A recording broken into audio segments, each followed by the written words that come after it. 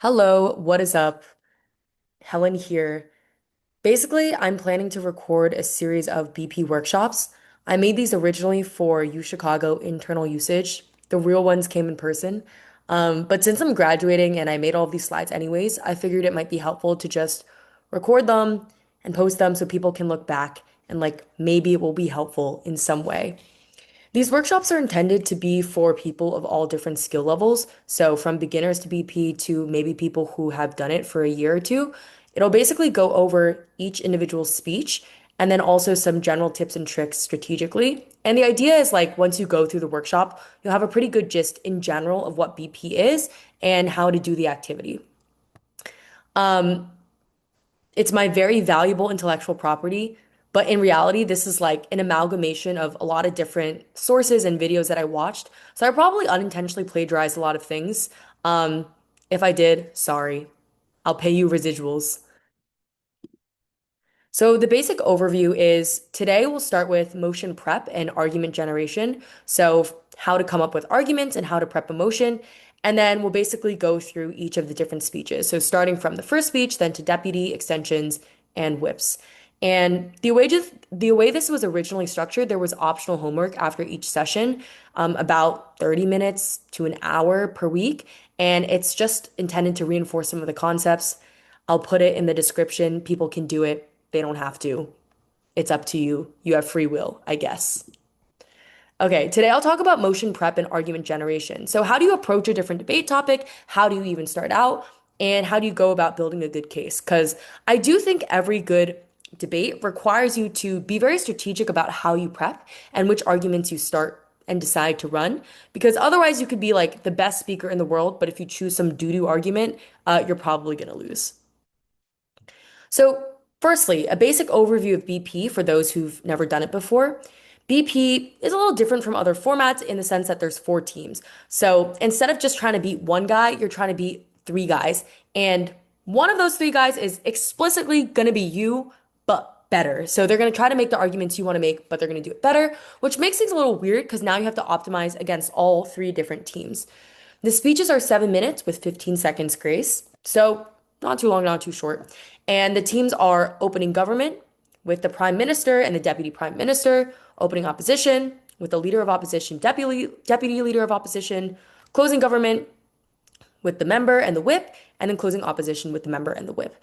Took me like a year and a half to remember all of these names. So just know if you're speaking first or second, and if you're opening, closing, and gover op, and I think you'll be good.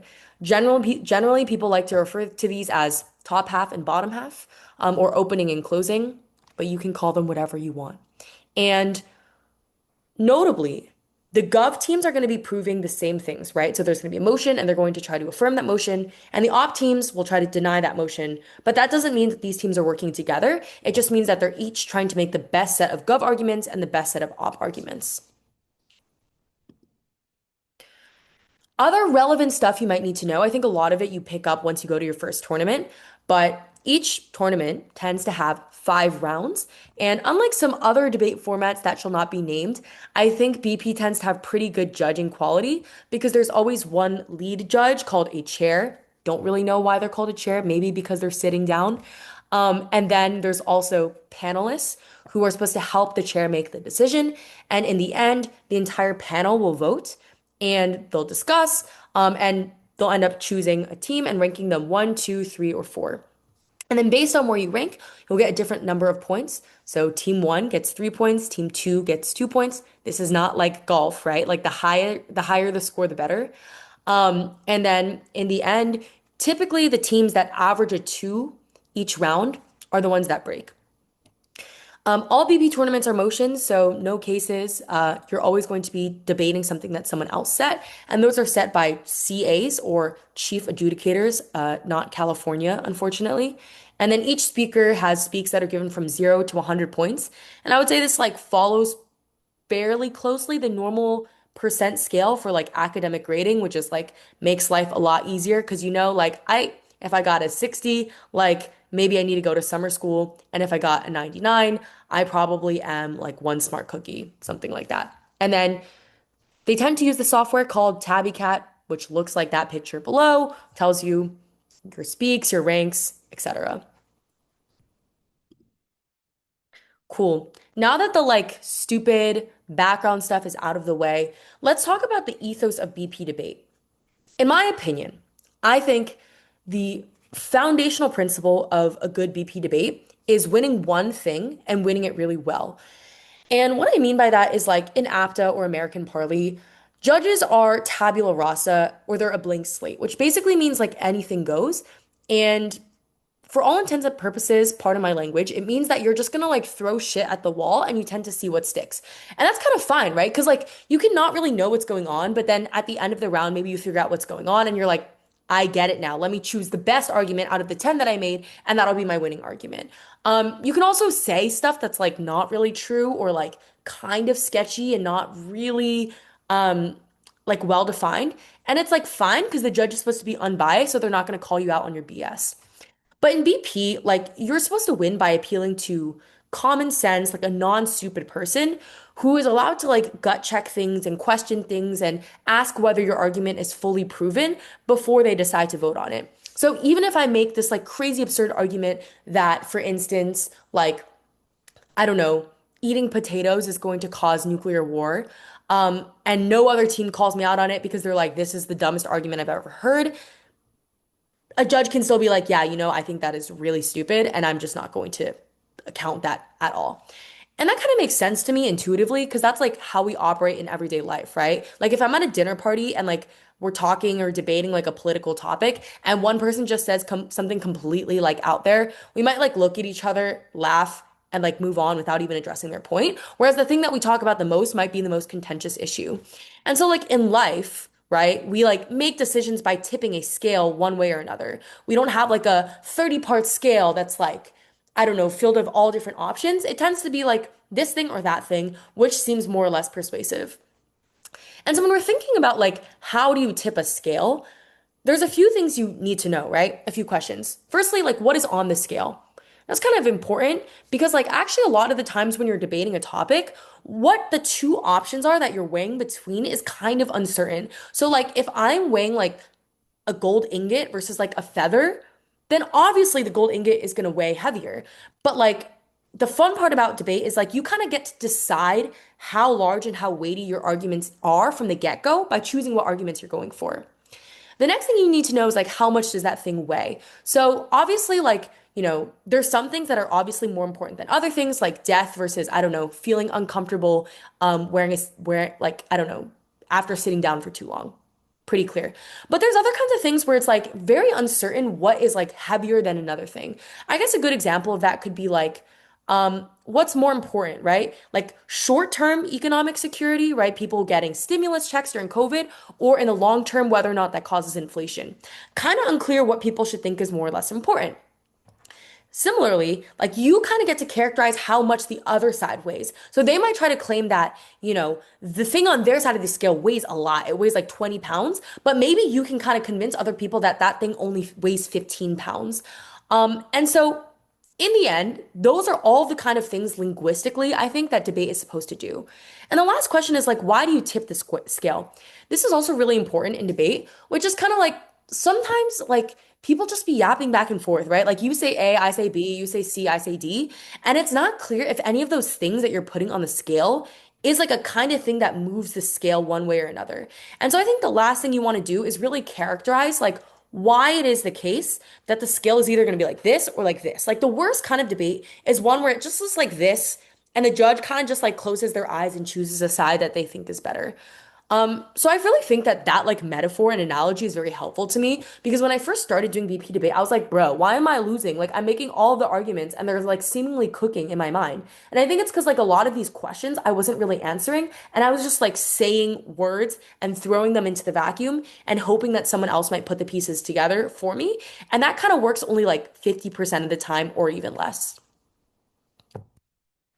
So the TLDR is like, do not give 10 half-baked thoughts. Like, I want you to fully bake those ideas because I do not want salmonella. I think like choose one thing that you feel confident about instead of half-assing a bunch of random different things, because that's like a surefire way that you're gonna fail.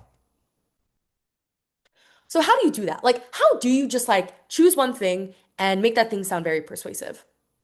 I think human beings are fundamentally convinced by stories. Like, when I think about all of the memorable speeches that I've heard in my life, whether that's like a lecture that I've heard in class or like one of those like speeches some admin at university gives, I don't really remember the words they say. I just remember if they told a funny story. Like I remember I went to this like entrepreneurship thing and this guy told a story about how he like started an ice cream truck empire by like having different ice cream trucks and then franchising it. I don't remember the moral of the story, but I remember that story very, very distinctly. Same thing with an argument. Here's the four parts I think you need to any debate story. Firstly, what is the problem you're trying to solve? This is actually really important because I think most people jump into debates just basically being like, okay, so now I'm going to prove why the economy collapsed. Number one, number two, number three. But it's like, why do I care? Like, give me one good reason to care. So, the first thing that you want to do is basically make the stakes seem as high as possible for whatever it is that you're trying to prove and argue for. Because the more important you make that thing seem, the more convincing your arguments are going to be, even if you prove that you only solve that thing like 20%, 30%. If the problem feels like the most important problem in the world, then even that 20 or 30% is going to be very effective. So basically, establish the stakes. Firstly, what does the problem look like? That's what people kind of call framing. So establishing the world that this thing takes place in. And two, why does it arise? What are the causes for that thing? If we're talking about war or famine or economic instability, what are the levers that are making that problem happen? Second, explain how your side of the debate, for instance, passing a certain policy, adopting a certain worldview, solves that problem by giving mechanisms. Mechanisms are basically just reasons to believe that your side is convincing or true. It could be like, number one, this, for instance, injects more capital into the economy. Number two, this induces people to be more innovative and more productive. Number three, this creates more efficiency because there's competition, right? Those are all mechanisms. And specifically, I think you need to prove a few things. Firstly, there's solvency, aka, do you actually solve the problem that you just described, or are you just like tiptoeing around it? And number two, why is it exclusive? This is really important. Tons of things might solve a problem, but they might occur either on both sides or just in general in the world. So that's what it means to be comparative, right? Comparing two arguments, and that's what it means to be unique. So when you're explaining any solution, make sure it solves the problem and make sure it uniquely solves the problem. I think a good way to do this is like in number one, if you're listing three causes for the problem, then your three mechanisms should kind of pair with those causes, if that makes sense. So if cause one is like unemployment, then solution one should be why you get more employment. If cause two is inflation, mechanism two should be why you're decreasing inflation, etc. And you can explain the mechanism, explain why it solves the problem, and explain why it's unique to your side, and you've already got a pretty strong case. Number three, then, explain the outcomes, aka the impacts to your arguments, and what that results in. I think the most important thing to think about when you're explaining the outcomes is whether or not it's proportional to the mechanisms that you've provided. This is really important. You hear people say, like, oh, you want a tipping point. You want a tipping point. You can think about like a little domino, or you can think about the scale. You want to make sure that you actually tip it to one side or another. But the way that you do that is by thinking about explicitly what your mechanisms actually are proving. Let's say you're trying to pass a policy that provides free and accessible healthcare to everyone. Realistically, this is not going to solve income inequality, right? This is not going to make it so that, like, you know, suddenly everybody in the world is able to access their job. But maybe what it does is it helps people seek better medical care. It lowers the average cost of medical care and it makes it so that the average person doesn't have to worry about, you know, like mortgage, like, I don't know, like losing all of their life savings because they suddenly get into an accident, right? And it allows them the freedom to do things like find a good job, something like that. So you want to make sure that the outcome is proportional to what you're talking about and that it actually has a tipping point that matters in the real world.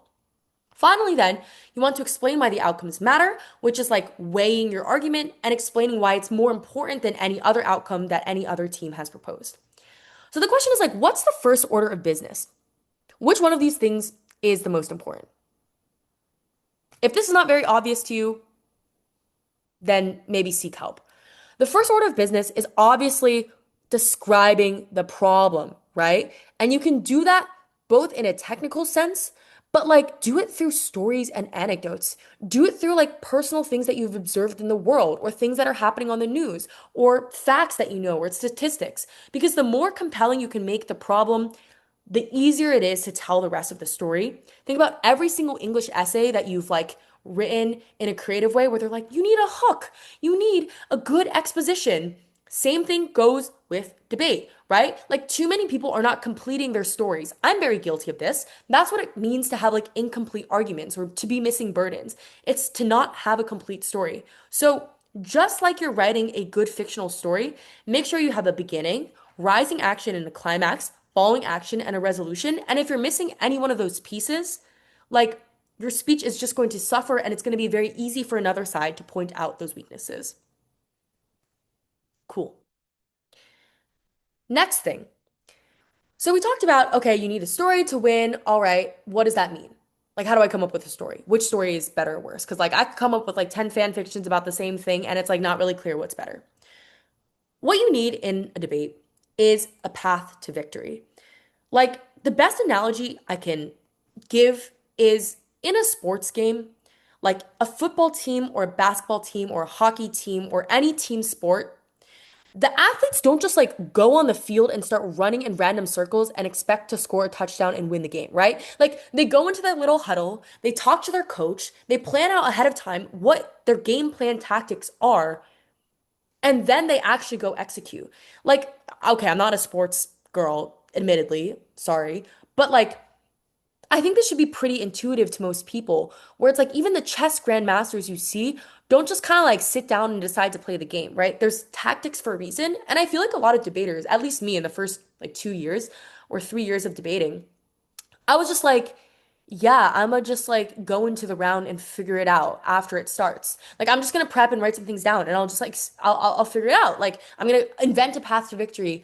But then you get those rounds where it's like only after 45 minutes are you like, oh my God, I finally understand what I needed to do to win. Or if you like ever have versed a really good team and it's like no matter what you say, you just like say something, it falls. You say something, it falls. You say something, it falls. And it's like they already kind of like are one step ahead. That's because they have a path to victory and they've thought about how to win. So, like, you should go into a debate and not ideally have the feeling where you're like, oh my God, oh my God, oh my God, oh my God, oh my God, oh my God. And you stand up and your mind blinks and you don't know what to say. Like, yeah, okay, admittedly, like this happens to me a decent amount even now, but that's like a suboptimal situation. What you need to know is like, here's what I'm gonna say.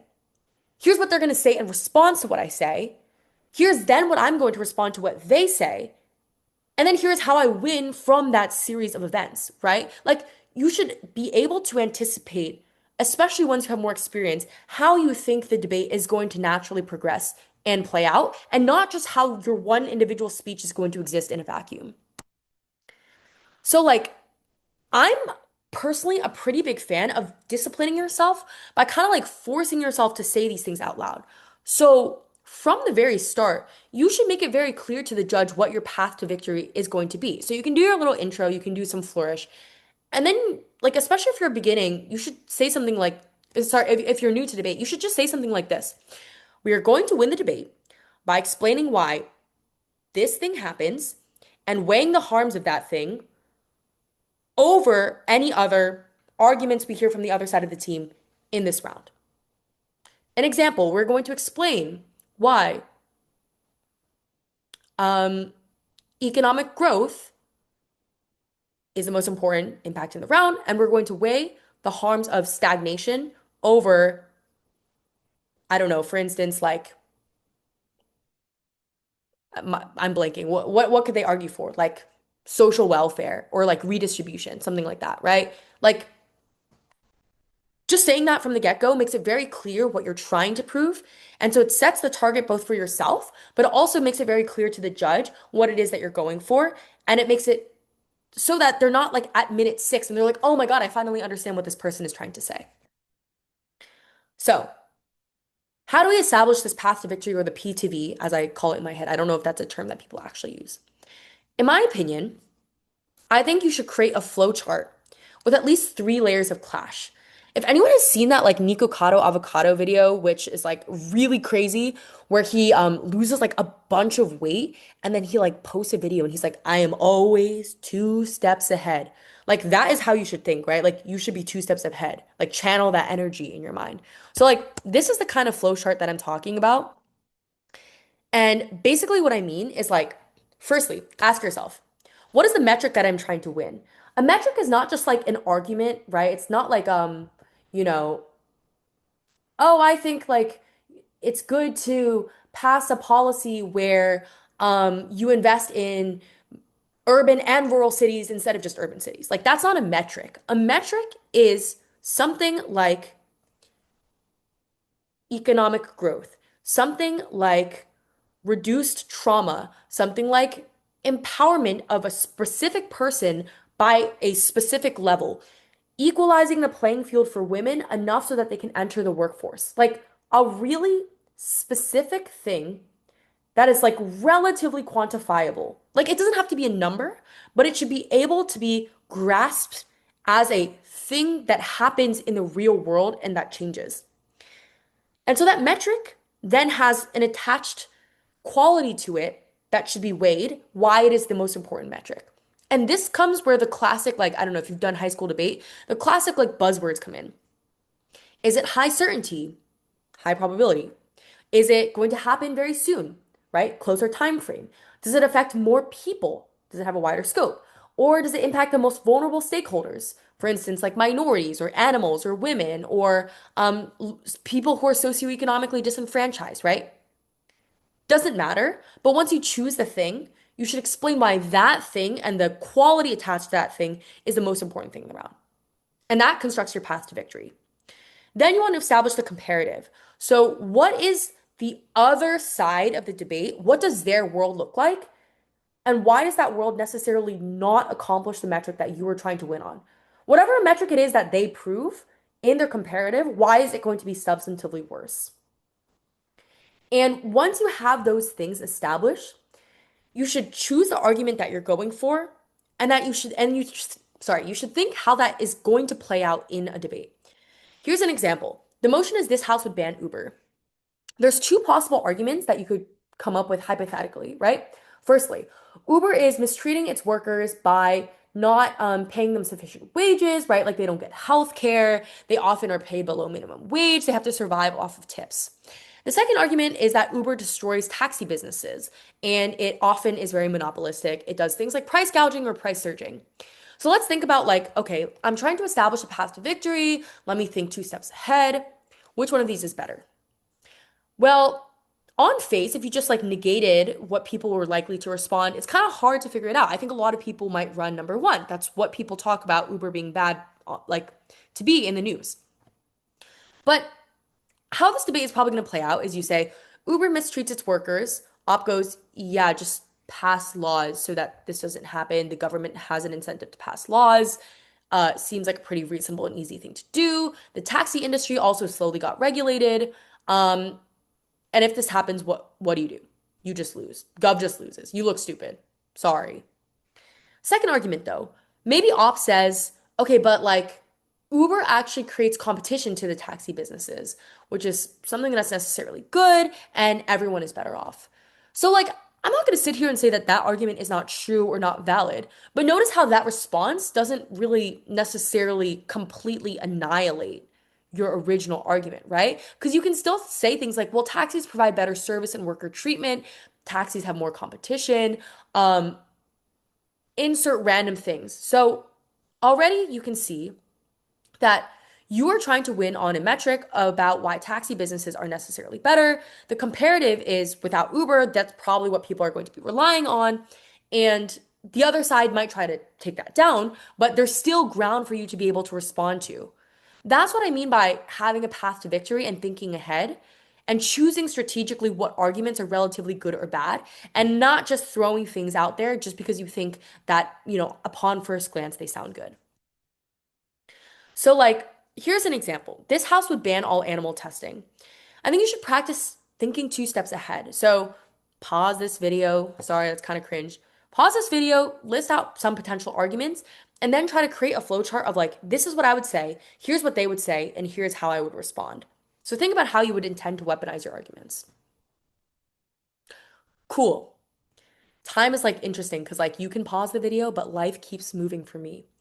So I think like the argument that seems pretty intuitive on Gov is this is bad for animals, and so we should ban it.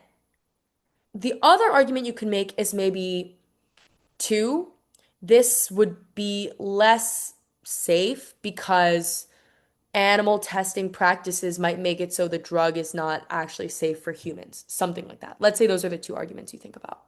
Well, for the first argument, how this is bad for animals, someone might say, okay, valid, but we save human lives, and I don't care if I kill 50 mice if my dad does not have to get prostate cancer.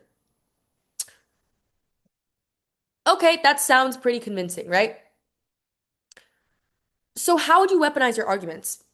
You could say something like, well, that might be true, but there's probably other ways to test drugs that are safe and not super expensive that would still allow your dad to not have cancer while also not killing millions of animals, especially if we have no reason to think that animal lives are morally less valuable than human lives.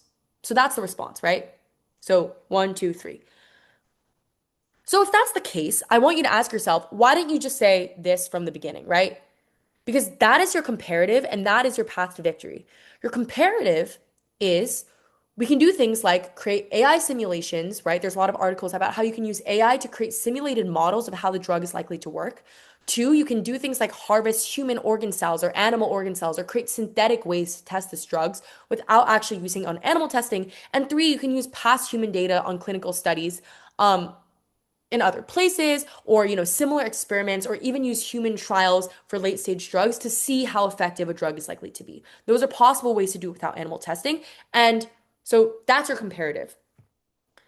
Your metric is that animal lives are worth more than humans, and the amount of animals it takes to save one human is not worth it. So say those at the start, then give your argument, and then it's a lot harder for the other team to have that natural response. And then this argument seems pretty valid and pretty good. Let's think about the second thing that I just said then, which is like, oh, this might be relatively unsafe because, animal testing isn't the best way to test drugs. I think like a natural response would kind of just be like, well, the FDA and most like developed countries have pretty stringent practices for how drugs are assessed and regulated, and it takes a long time for a drug to pass all the clinical trials and go to humans. And then you're kind of like, well, yeah, that's kind of true. And it's like a little bit hard to make a response to that. And so then if you're like, okay, would this be a better argument or would the first argument be better? Then probably the first argument is better. That's kind of like a intuitive way of how you might think of this type of motion and how thinking two steps ahead both helps you make your arguments better and choose which arguments to run. Okay. So now that I've talked a little bit about how you should like approach coming up with a good case, let's talk about prep time because I think prep time is like low key super important. And let's just say that my preps were a mess. They're still kind of mess, but like bro, when I first started BP, they were a hot mess. Like it would just be like me and my partner arguing about something super minuscule or definition or something we didn't understand for like 5 minutes. And then I'd be like, oh my God, we need to lock in. And it would be like 7 minutes has passed. Like, oh my God, let's just choose something random and write it down. So prep is very important. How does prep go out? I think like it really depends from partnership to partnership. I've talked to people who are like, yeah, I low-key just can think of the arguments right away. I don't need that much time to brainstorm. And so I just like exclusively talk to my partner and write my case. Other people are like, I need a lot of time to brainstorm. So I use like 6 or 7 minutes to brainstorm. Valid. But if you're first starting out, I think this is a good blueprint to follow for how prep kind of ought to go to be relatively efficient. Minute 0 to 3, silently brainstorm. Okay, already establish that as a norm between you and your partner. And very importantly, make sure you brainstorm arguments for both the gov and the op side. Next 3 minutes, talk to your partner about those arguments. Do the things that we just talked about by thinking 3 steps ahead to evaluate which arguments are better or worse. Establish what your path to victory is going to be and establish what the metric is that you're trying to win on. Step 3, for about, let's say, like 6 minutes, complete your case, right? Complete it with these 4 parts of the story, and we'll go into this in later lessons. The 4 parts of the story that are quite important. And you should physically start writing this out while maybe the first speaker is writing it down and the other person is just helping to fill in the missing parts. If the first speaker has any questions or if you think of anything that might be useful. Last 3 minutes, and I think this is quite important, you should stress test your case. What I mean by this is like once you're more experienced, and let's say you do have a little bit more time, you want to think about what the logical flaws, right? If you're missing any burdens or mechanisms, if you're missing a comparative or a counterfactual or uniqueness or tipping point, all of those buzzwords, if you're missing any of it, you should be able to identify that and fill that in the last 3 seconds because nobody is perfect. But I do think that humans should be capable of identifying where their own flaws and mistakes are. And a lot of the times, how I like to do this is by just flipping a switch in my mind where I go from whatever side I'm prepping to the other side of the debate. And so then I start thinking about my, like my opponent and being like, okay, what's the first thing that I would say if I was pointing out a flaw? What is the rebuttal that I would make? What is the gap that I would point out? And then if you imagine this like someone stabbing holes into a piece of paper, you then want to slowly use tape and patch those up before you go up and give your case. So today we're going to mainly, focus on 1 to 2, and then we'll move on to 3 to 4 when we're talking about casing. So why is 1 to 2 more important? Because as we've been establishing, if you choose the wrong arguments, you're probably done for, even if you complete your case and you stress test your case, because it's like, if you're choosing an argument that is obviously very implausible, good luck, buddy. Like, it is going to be very, very difficult to prove why, you know, increasing praise in education systems leads to a recession, right? Like, that's kind of what I mean. So, focus on the basics. You are not him. Who is him? Him is this photo right here, right? Like the galactic brained guy who can come up with a genius argument with a silver bullet, like Hail Mary, galactic brained. Like I tried to do this, especially if you're closing doesn't usually work, especially if you're starting out. Like, unfortunately, I think there's a lot of room to be creative in BP, like the way that you tell the story, the intonation and the examples you use, the hook that you use. But when it comes to like which arguments you kind of choose, in my opinion, if you're starting out, simplest is always the best. And there's tons of good lectures. Like Hadar has a really good lecture about stock arguments or cookie cutter arguments that really goes through what it means to have sort of the default arguments for each specific kind of motion, whether that's a narratives motion or a social justice motion, right? Same stakeholders, a finance motion, an econ motion, a movement politics motion. All these things kind of have basic arguments attached to them that tend to work pretty well. And if you can make that argument quite well, you at least will guarantee, right? Like not hard forthing in a round. So let's talk about the first 6 minutes. First 3 minutes, silent brainstorm. What are you jotting down? Firstly, what is the trade-off? This is very important. Like, you ever look at emotion and you're like, I don't get it. I don't get it. What's the point of this? Well, just know I've CA'd only once in my life, okay? But every CA team sits down and they try to choose motions that are timely, that are relevant, that are balanced, that they've thought a lot about, and that have some kind of personal impact or meaning to them, right? And so it's like, if that's true, there's no way that emotion only has obscure, crazy, ludicrous arguments and there's no sort of balance in the debate. So you should just ask yourself, if this policy were passed in real life, what would it look like, right? If we banned Uber tomorrow, what would happen? If we banned animal testing, what would the world look like? How would the pharmaceutical industry adjust? What would we gain and what would we lose, right? What are those two worlds?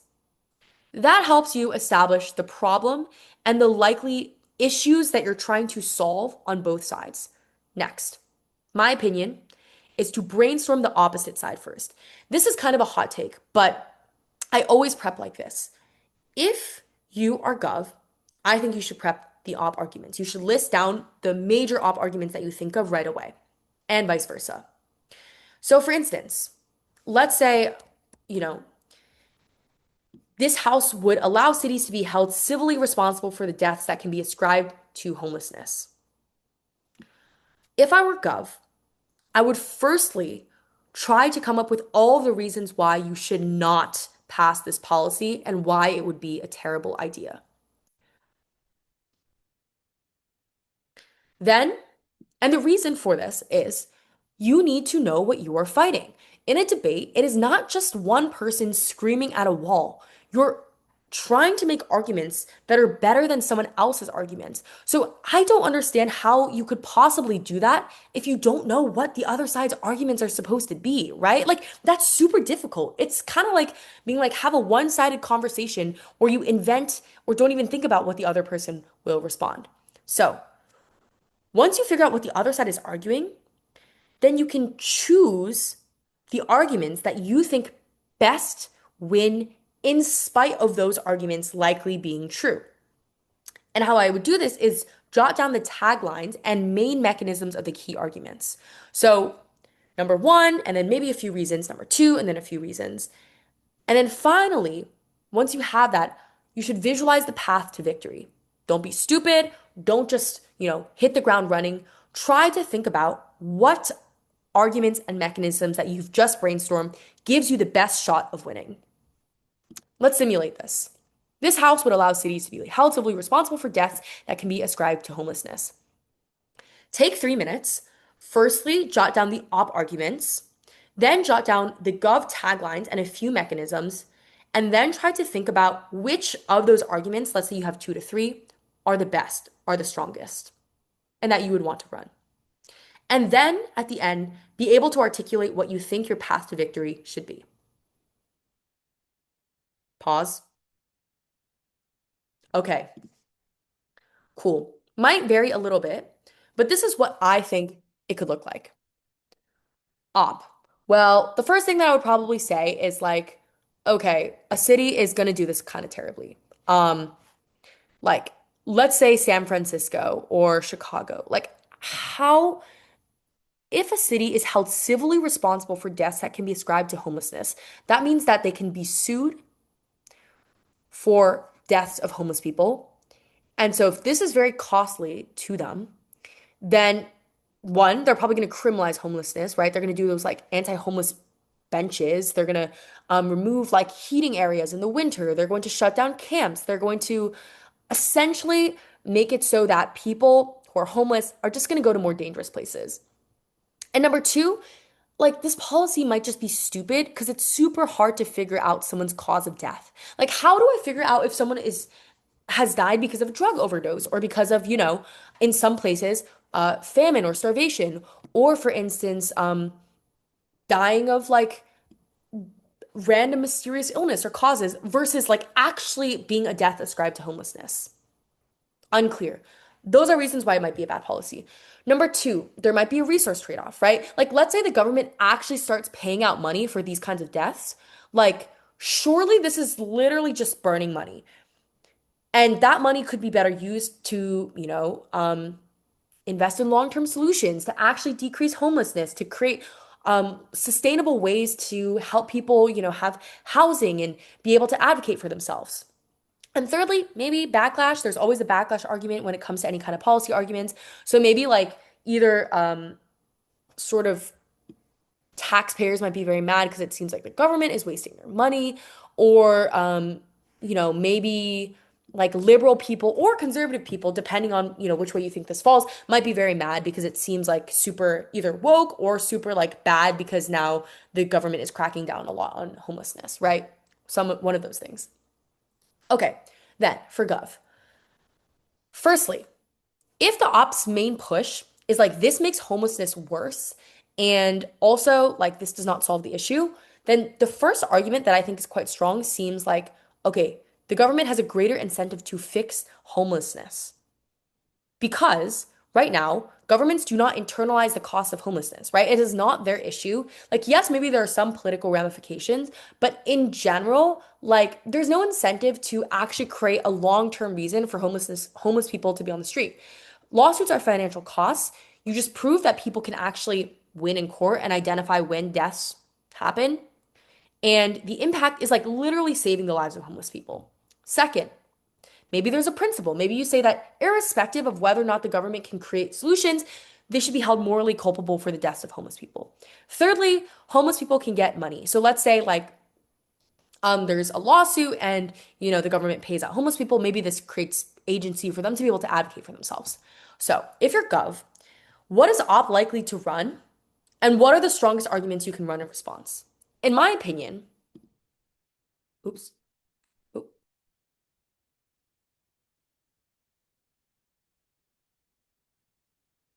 This is where you should start talking to your partner, right? So like most of the time, once you do this prep and you have three things, like I suspect that you and your partner will probably have two or three of the same things for each side. If that's the case, do not be a mansplainer or a womansplainer or a non-binary splainer and try to be like, yeah, so like, let me really explain why this gives a greater incentive to fix homelessness. No, just say, okay, I have one, two, three. These are my mechanisms, one, two, three. Do you have the same thing? So if you guys have the same thing, fine. If you are on completely different pages, figure out what's going wrong, try to get on the same page as fast as possible. Then spend most of your time choosing the one to two arguments max that you think are the best to run. And you should do these three things. Firstly, visualize the clash. What is the clash on each of these things, both between op and gov, likely to look like? Two, which of these arguments on gov engages best with the op arguments? Right? So which of them best addresses the fact that this is going to be expensive, there might be backlash, and it might be ineffective? And three, you and your partner should sit down and say to yourself, what is my path to victory and what is the weighing metric that I'm trying to use? So imagine you have an invisible partner and like we could talk through this. If there were people in real life, I'd be talking to them, but there's not. I think my conversation would go something like this.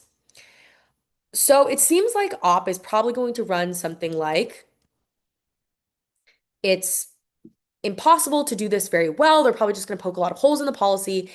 And they're probably going to say, like, this is very expensive. Like, to be honest, backlash could be an argument, but it's not the round winning argument. So it seems like ops metric is that this is expensive and inefficient. And their path to victory is just proving that this policy is going to be implemented pretty horribly. So then, if that's the op path to victory, then Gov's path to victory has to be contingent on proving that this is very, very possible, even if not perfect, and that the existence of it creates an incentive to fix homelessness in a way that did not exist before.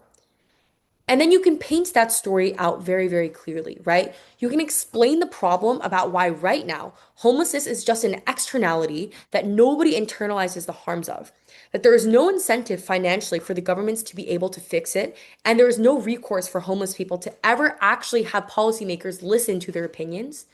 And why, when cities are held civilly responsible, this is not going to be done in a way that bankrupts city entirely, but it's going to be a lever to prove that in instances of extreme negligence, homeless people are able to band together and compel policymakers to make a change.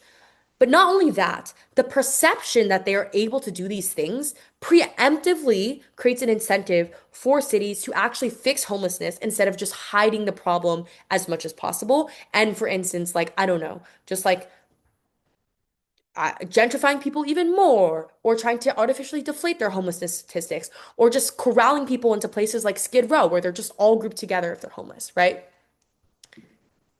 So, what are the stakes in the path to victory here? That's kind of the question that you want to ask.